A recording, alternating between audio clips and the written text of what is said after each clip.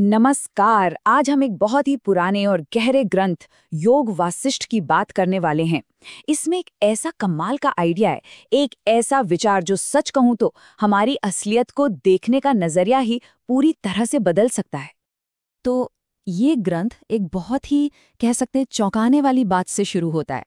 वो ये है कि ये जो हमारी रोज की दुनिया है, हमारा जीवन, जो कुछ भी हम देख रहे हैं, महसूस कर रहे हैं, वो सब असल में एक सपने जैसा है। तो फिर अगर ये दुनिया सच में एक सपना है, तो हम क्या हैं? और इस सपने में फंसे होने का मतलब क्या है? ये बहुत गहरा सवाल है ना?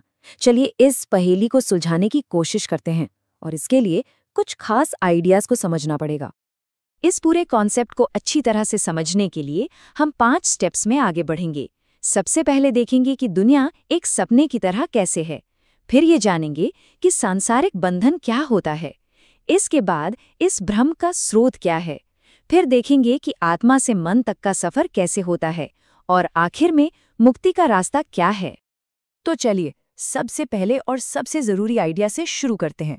ये दुनिया एक सपने जैसी है। सच कहे तो यही वो बुनियाद है जिस पर योग वाशिष्ठ का पूरा फलसफा खड़ा है। देखिए, ये जो आइडिया है ना, ये हमारी सबसे बेसिक सोच को चैलेंज करता है। हम सब एक लकीर खींचकर चलते हैं, मैं यहाँ हूँ और दुनिया वहाँ है ना?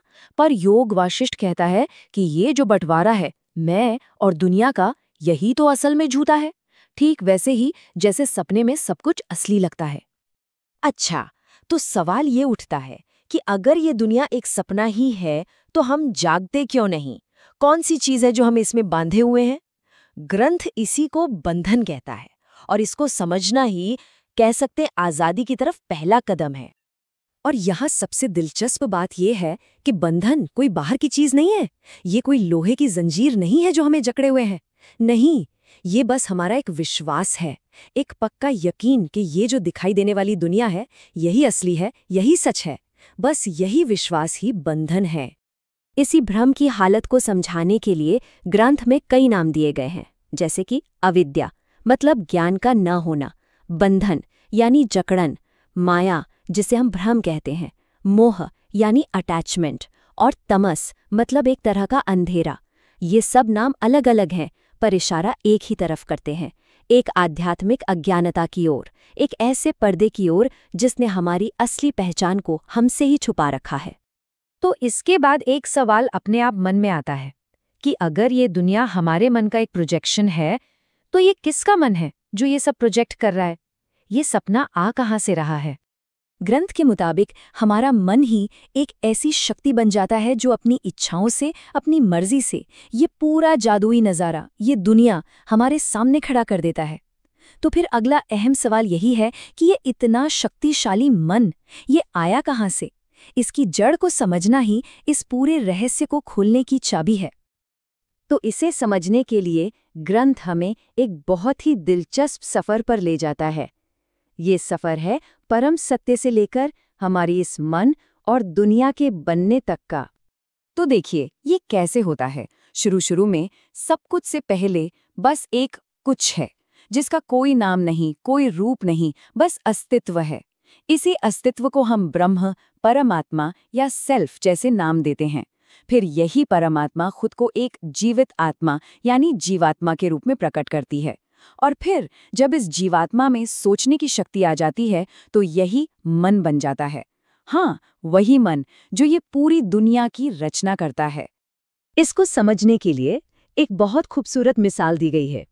सोचिए, परमात्मा एक शांत, एकदम ठहरा हुआ समंदर है, और जो हमारा मन है वो उसी समंदर में उठने वाली एक बेचैन लहर है। इस रिश्ते को और साफ समझने के लिए एक और बेहतरीन मिसाल है सोने के कंगन की।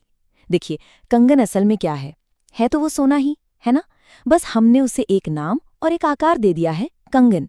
बिल्कुल इसी तरह ये जो दुनिया है, ये भी असल में वो परमात्मा, वो ब्रह्म ही है, बस ये हमें एक अलग नाम और रूप में दिखाई दे रही हैं। तो अब तक हमने समस्या को समझा और ये भी जाना कि वो पैदा कहाँ से होती है। तो अब हम इसके समाधान की तरफ बढ़ सकते हैं, यानी मुक्ति का रास्ता क्या है। और यहाँ पर एक बहुत ही जबरदस्त, कह सकते हैं क्रांतिकारी आइडिया सामने आता है। मुक्ति का मतलब दुनिया को छोड़कर कहीं भाग जाना नहीं है। नहीं, मुक्ति का मतलब है सिर्फ इस विश्वास को छोड़ देना कि ये दुनिया ही सब कुछ है, यही परम सत्य है। मतलब ये कोई बाहरी यात्रा नहीं, बल्कि एक अंदरूनी बदलाव है, सोच का बदलाव। सच्ची आज़ादी तब है जब मन पर दिखने वाली चीज़ों का असर पड़ना बंद हो जाए, जब मन एक साफ आईने की तरह हो जाए, जब हम इस दुनिया की आती जाती तस्वीरों से चिपके नहीं रहते, तभी हमारा मन अपनी असली, शांत और सच्ची हकीकत को देख पाता है।